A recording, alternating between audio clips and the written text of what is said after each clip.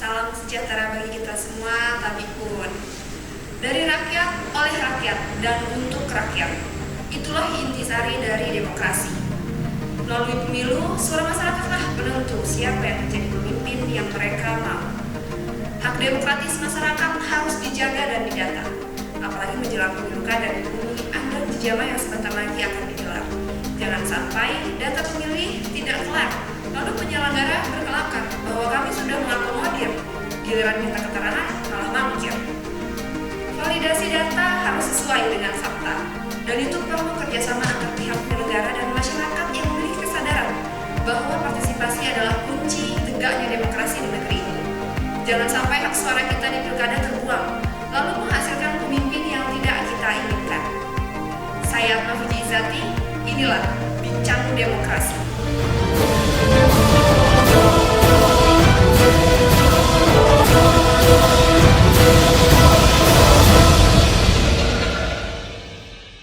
KPU Pesawaran pastikan jamin hak politik masyarakat Pesawaran. Saat ini saya sudah bersama dengan Komisioner KPU Pesawaran dari Divisi Perencanaan Data dan Informasi, ada Bang Dodi Afrianto SIP. Terima kasih Bang sudah hadir. Sama-sama Mbak Atma. Gimana kabarnya Bang?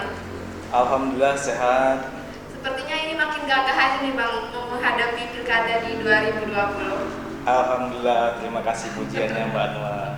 Iya, ini kan KPU, Komisi Pemilihan Umum, ini kan sebagai lembaga penyelenggara pilkada ya Bang ya, yang tentu memiliki peranan yang sangat penting untuk mewujudkan pilkada yang lancar, serta langsung, umum, bebas, rahasia, jujur dan adil yang kemudian disingkat menjadi Luber Jurdil. Iya. Nah, kemudian Bang, KPU ini kan terbagi menjadi beberapa divisi ya Bang ya, ada divisi teknis, kemudian Parmas dan SDM, dan salah satunya juga ada divisi yang Abang bidangi, yaitu divisi perencanaan data dan informasi. Nah, ini untuk tugas divisi yang Abang bidangi ini tugasnya apa aja sih Bang? Tugasnya ya? Ya. Mungkin sebelum saya menjawab, saya akan ucapkan terima kasih kepada Mbak Atma dan tim kru Unik TV dalam rangka acara Bincang Demokrasi. Iya. Sambil ngopi kalau nggak salah ya. Iya, kita juga terima kasih Bang karena Abang sudah berkenan nih meluangkan waktunya untuk kita bisa sharing di Bincang Demokrasi. Iya, sama-sama Mbak. Ya, karena ini susah sekali kayaknya mengatur jadwal dari Bang Dodi ini sih sekali ya. Oke, mungkin akan saya jelaskan ya terkait bidang atau tugas ya, tugas dari divisi perencanaan data dan informasi ya. Alhamdulillah teman-teman komisioner mempercayai saya itu untuk membidangi bidang perencanaan data dan informasi. Adapun uraian tugas dari divisi saya ini yang akan saya bidangi ini adalah mengambil kebijakan dalam perencanaan program dan anggaran. Yang kedua itu di bidang pemutakhiran data pemilih dan pemeliharaan data pemilih. Kemudian pengelolaan informasi, aplikasi dan jaringan IT. Dan yang terakhir pengawasan, monitoring, evaluasi dari penyelenggaraan program dan anggaran itu sendiri. Nah, untuk sejauh ini tahapan yang sudah dilakukan dan kemudian tahapan yang sedang berjalan ini apa Bang? Untuk tahapan yang sedang berjalan, kita belum lama ya, yang sudah lama ya, sudah lalu ya, yang lalu sebelum COVID ya. Sebelum COVID kita sempat ada penundaan itu pada tahapan pelantikan PPS. Berdasarkan PKPU nomor 5 tahun 2020 atas perubahan ketiga dari PKPU nomor 15 tahun 2019 tentang tahapan program dan jadwal penyelenggaraan pemilihan gubernur dan wakil gubernur, bupati dan wakil bupati, atau wali kota dan wakil wali kota. 15 Juni kemarin kita sudah mengaktifkan kembali PPK dan sudah melantik panitia pemungutan suara. Kemudian tahapan selanjutnya ialah pembentukan PPDP. Ini yang sedang berjalan ya? Iya, yang sedang berjalan. Itu sudah dimulai dari tanggal 24 Juni sampai 14 Juli mendatang. Ya. Masa kerja PPDP itu sendiri itu akan dimulai pada tanggal 15 Juli sampai dengan 13 Agustus. Jadi masa kerjanya memang hanya sebulan oleh PPDP? Hanya sebulan, durasinya hanya 30 hari. Tahapan-tahapan yang yang akan dibentuk untuk merekrut PPDP, tahapan ini akan diselenggarakan oleh PPS. PPS akan merekrut panitia pemutakhiran data pemilih. PPS telah mengusulkan, berkoordinasi dengan rukun tetangga, rukun warga, lalu atau tokoh adat, masyarakat. Setelah mempunyai calon, maka PPDP mempersiapkan persyaratan. Kemudian PPDP, PPS itu memberikan calon usulan yang diusulkan oleh PPDP itu kepada KPU lewat PPK. Kemudian nanti KPU Kabupaten Kota akan menetapkan nama-nama calon PPDP yang sudah diusulkan oleh teman-teman PPS di bawah. Nah, terkait dengan pembentukan PPDP nih Bang, ini kriteria yang dibutuhkan untuk menjadi PPDP ini apa aja? Ya, kalau untuk kriterianya ini sebetulnya dibawahi di bidang oleh Parmas dan SDM. Tapi kalau saya melihat selintas itu memang untuk kriteria PPDP harus yang mengetahui wilayah tempat warganya memilih di tempat TPS itu sendiri. Terus kemudian umur minimal 20 tahun dan maksimal 50 tahun. Kemudian bisa mengoperasikan gadget atau HP Android. Jadi kalau misalkan ini nggak punya HP Android nggak bisa jadi PPDP ya Bang ya? Tetap bisa, yang penting memahami. Kemudian sudah 3 poin itu saja untuk menjadi PPDP. Masih ada sebetulnya syarat-syarat yang lain, gitu kan. Ada yang harus diberikan, misalnya seperti surat pernyataan tidak pernah mengalami riwayat sakit yang terlalu terlalu parah. Juga tidak bisa menjadi anggota partai politik ya Bang. Nah, setelah PPDP ini dibentuk, kemudian tugas dari PPDP sendiri ini apa Bang? Tugas dari PPDP ya, untuk PPDP sendiri itu nanti akan diaktifkan dan mulai sudah bekerja itu dimulai pada tanggal 15 Juli sampai dengan 13 Agustus. Adapun tugas dari PPDP itu sendiri, dia akan melaksanakan coklit, yaitu pencocokan dan penelitian data pemilih yang sudah disinkronisasi hasil dari DP4. Kemudian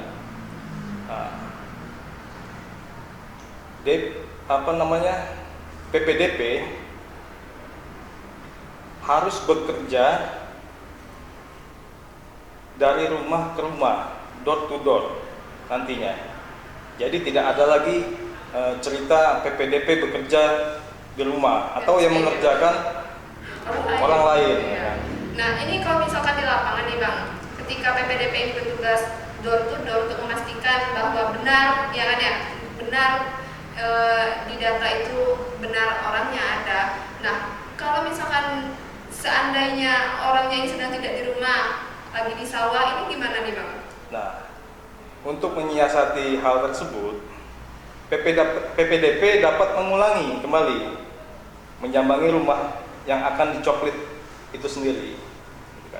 Dipastikan sampai ambang batas waktu yang belum selesai coklitan, tetap harus didata. Jadi memang benar-benar harus ketemu orangnya Bang? harus ketemu. Nah, terkait dengan sinkronisasi DP4 itu sendiri yang tadi Abang jelaskan, ini DP4 ini sendiri apa Bang? DP4 itu adalah singkatan dari Daftar Penduduk Potensial Pemilih Pemilihan. Ya. Itu didapat dari Kemendagri yang diturunkan langsung ke KPU RI. Nah, setelah dari DP4 kemudian langsung dilakukan pencoklitan. Belum. Nah, di situ ada sinkronisasi data. Sinkronisasi data itu dari DPT terakhir pemilu. Kalau kita di sini kemarin pemilu DPT Pilpres ya tahun 2019.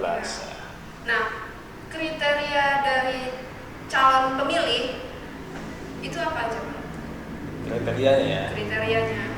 Kalau berdasarkan PKPU nomor 19 tahun 2019 tentang pemutakhiran dan penyusunan daftar pemilih. Nah, untuk mendapatkan hak memilih dalam pilkada di 2020 ini persyaratannya apa aja, Bang?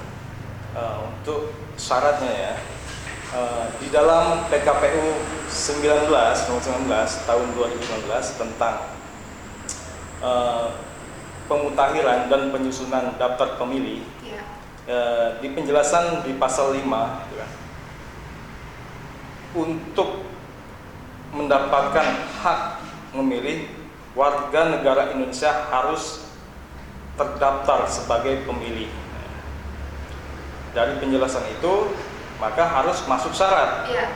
Syaratnya yang pertama, pemilih sudah genap berumur 17 tahun atau sudah pernah menikah atau kawin. Ya.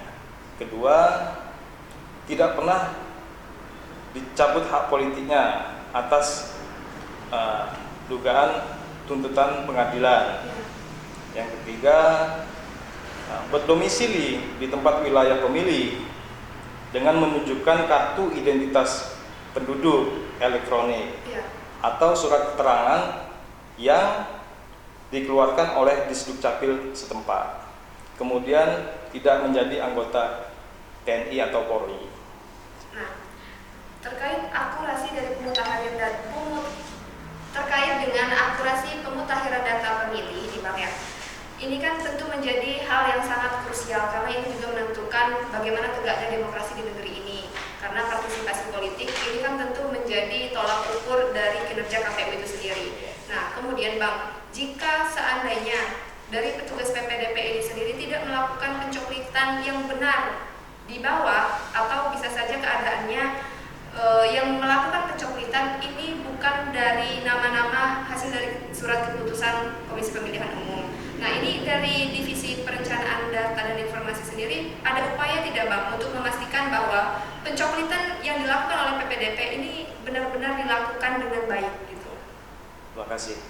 Untuk upaya ke bawah untuk melihat pekerjaan PDP-DP itu sendiri ya, dikerjakan atau tidak, KPU akan melakukan monitoring ke bawah nantinya, dan sudah akan dijadwalkan itu coklit serentak nanti. ya. Begitu juga nanti ada pengawasan dari Panwasam, dari pihak negara, Bawaslu ya. Jadi selain ada pengawasan dari teman-teman Bawaslu, juga sebetulnya Divisi Data dan Informasi juga melakukan monitoring. Nah, setelah tahap pencoklitan, tahapan selanjutnya yang akan dilakukan oleh divisi dari Perencanaan Data dan Informasi ini apa yang akan dilakukan Bang? Sampai hingga kemudian nanti akan ditetapkan daftar pemilih tetap. Gitu. Untuk melanjutkan tahapan dari coklit, nanti hasil dari coklit ini sendiri akan menjadi DPS, daftar pemilih sementara, sebelum ditetapkan menjadi DPT. Nanti di situ ada perbaikan-perbaikan juga terkait data ya. Kemudian selanjutnya tahapan yang akan dilaksanakan ialah tahapan pengumuman pendaftaran bakal calon pasangan bupati dan wakil bupati. Itu akan digelar pada tanggal 2 28 Agustus sampai dengan 3 September. Durasinya itu sekitar 7 hari. Kemudian setelah itu ada tahapan pendaftaran pasangan calon. Kemudian ada tahapan verifikasi data, verifikasi pasangan calon.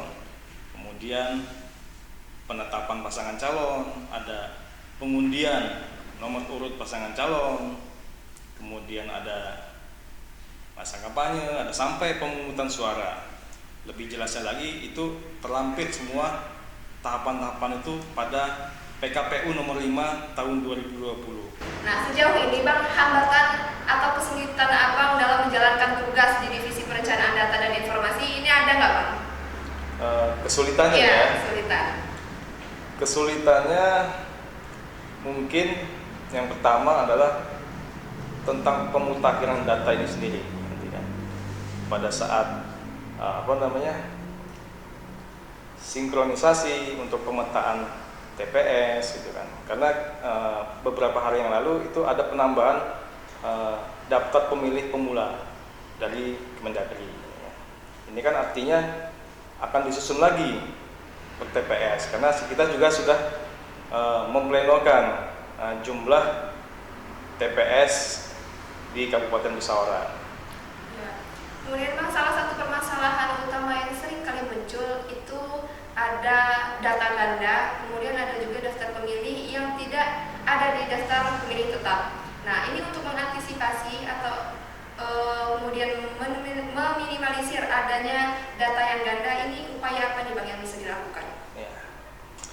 Sebelum masa kerja PPDP itu dilaksanakan nantinya, KPU akan melaksanakan BIMTEK, bimbingan teknis kepada PPDP, agar pada saat pencoklitan pemilu yang sebelum-sebelumnya itu tidak terulang lagi di pemilu kada tahun 2020 ini.